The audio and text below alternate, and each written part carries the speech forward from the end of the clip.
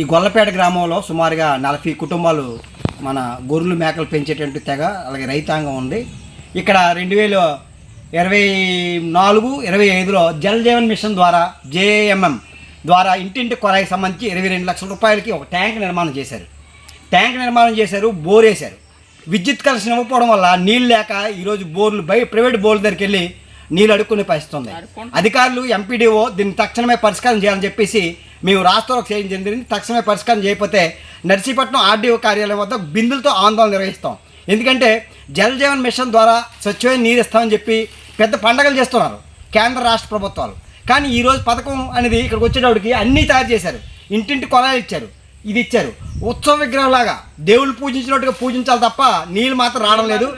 JEE గారిని అడిగితే ఏమంటానంటే నేను ఆ టైంలో జరగలేదండి, పోయిన టైంలో చేశారండి. కాబట్టి దానికి ఈ JVM జల్ జీవన్ మిషన్కి ప్రత్యేకమైన గ్రాంట్ లేదండి, దేనికి ఎలక్ట్రిసిటీ గ్రాంట్ లేదండి, అందువల్ల ఉండిపోయిందని చెప్తున్నారు. కానీ మొత్తం ట్యాంక్ కట్టారు, ఇంటింటి కొలాయి ఇచ్చారు. అసలు బిల్లు అయిందా లేదా? బిల్లు అయితే దాని మీద సమగ్రమైన దర్యాప్తు చేయాలా, లేదంటే దాని మీద కేసులు ఫైల్ చేయాలా. తక్షణమే ఈ గ్రామానికి నీళ్ళు ఇవ్వకపోతే మాత్రం పెద్ద ఎత్తున ఆందోళన చేస్తామని చెప్పేసి మేము డిమాండ్ చేస్తున్నాం.